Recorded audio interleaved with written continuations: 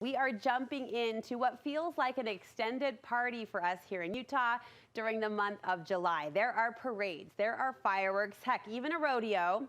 I threw in a heck there just to cement our Utah pride. But my first guest says what we ultimately want to celebrate on Pioneer Day is strength and a sense of belonging.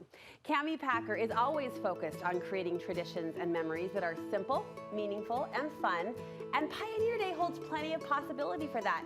Cami has 6 ideas that you can make your own and welcome into your own home as we march forward to celebrate this little humble holiday. It's great to see you, Cami. You too. I always love your eye, your approach, and most of all, the heart you put into these traditions and these patterns that you pull into your family day.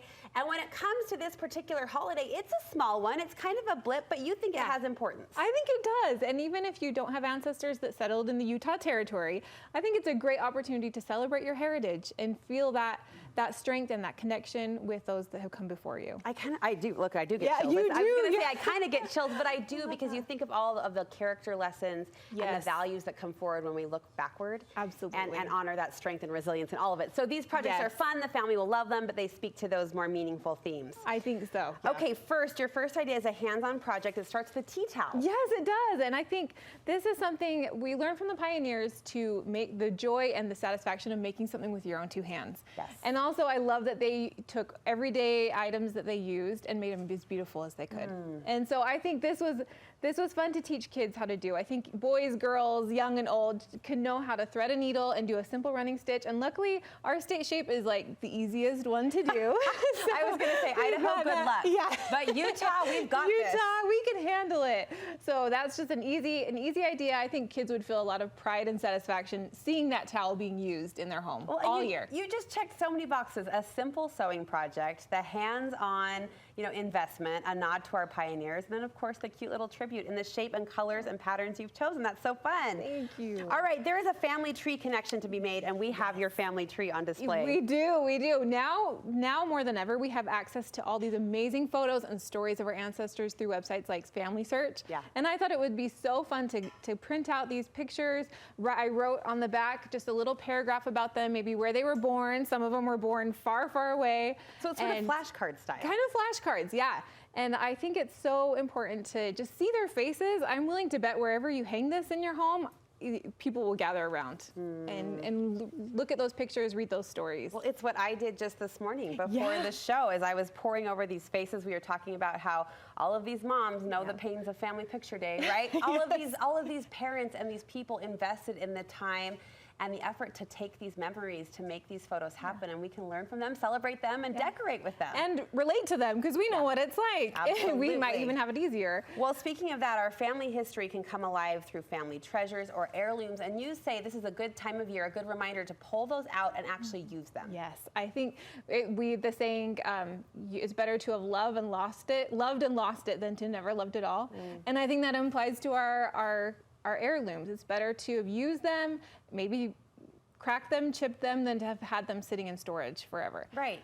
So there can be specialty items, but it's not to say we can't appreciate and even use. Yes, absolutely. Absolutely. And I think we should tell our kids, this came from this ancestor, just have those displayed. This is a bucket that was my great-great-grandmother's, and I use it for my garden bucket. All my weeds go in here while I'm gardening, all the vegetables from my garden. They use this. And so we can talk about that as we're weeding, like this was hers. What did she make in here? Like chicken noodle soup or something? I don't know, but it's fun to think about. And I don't know why I feel so tender, but isn't it amazing to think like she'd be so proud, but would have no clue that that bucket years and years and years later was still being used and that she was still being remembered. I hope so. Oh, that's amazing. That's amazing. Your next idea, Pioneer-inspired project as well. Yes, this is inspired by those punched tin lanterns that the pioneers used, but this is a much easier version. This is just paper cups from I got these from the dollar store, but they're everywhere. And it's so easy to just take a nail and just do a little punch, and then you can make designs, and then I put a little LED candle in here, and I think this will kind of set the scene. If you want to gather your family around, maybe have a pie, maybe talk about your relatives, have everyone bring a story from an ancestor that they like, and share about those things. I think this would set the scene for a good family bonding experience. Oh, those are cool. Those are easy, and you're right. So easy. Family bonding to have. All right, the next idea that brings the ancestor concept full circle. You like to remind your kids that one day they will be an ancestor. Yes, I think it's so good for us to think about what kind of ancestors do we want to be? What do we want people to know about us, about our lives? Because what we know about these ancestors is because they wrote it down. They took the time. So enter these lunch sack journals. These are like kind of rustic like our pioneers. So these are just lunch sacks. You fold them in half, crease them really well. And you're gonna just stack 3 on top of each other and use your sewing machine and make a binding.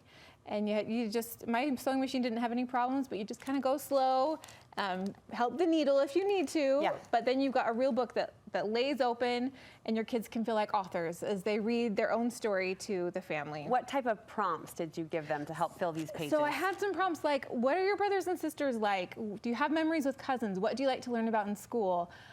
What's your favorite TV show, movie, or book, or song? Just all of those things. I like to know those things. You've got a little cheat sheet of prompts for us that we'll post on our website. And what I love about the questions you've curated is that it's a mix of like practical and personal, meaning you don't think that your everyday to-dos will mean something to somebody someday, but what is your house like? Yes. What did you like to learn in school? Those will be things that will be a talking point, and then the more deep kind of thoughtful themes in there as well. Let's walk. Your next idea takes us to the kitchen for a recipe creation that I have never seen. This is so cool. It's beehive bread. Beehive bread. This is probably my family's favorite Pioneer Day tradition. This is how we know it's coming. And you just need a simple glass mixing bowl. You're gonna wrap it in foil.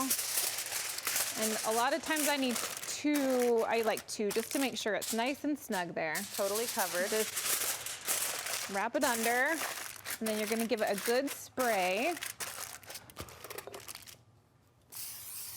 And then you're just gonna start taking your dough. Some of this. Any bread dough? Yep, any bread dough, any bread dough. Our warm studio lights had its way with it. It did, yes, no, it's perfect. This is perfect. And you're just gonna start gently twisting it into a beehive shape. And when you get to the end, you're just gonna hook on another one. And keep going. And keep going until you get to the top. So you build and build and build. Is there a recommended thickness, or it doesn't really matter? I like just maybe an inch or so. Okay. But you'll kind of see what feels good to you. And it doesn't have to be perfect. I mean, it's okay if there are imperfections in it. That stretches. That dough has some good give to it. It stretches, yep. It stretches right around. Okay. This is fun. And what are our baking instructions?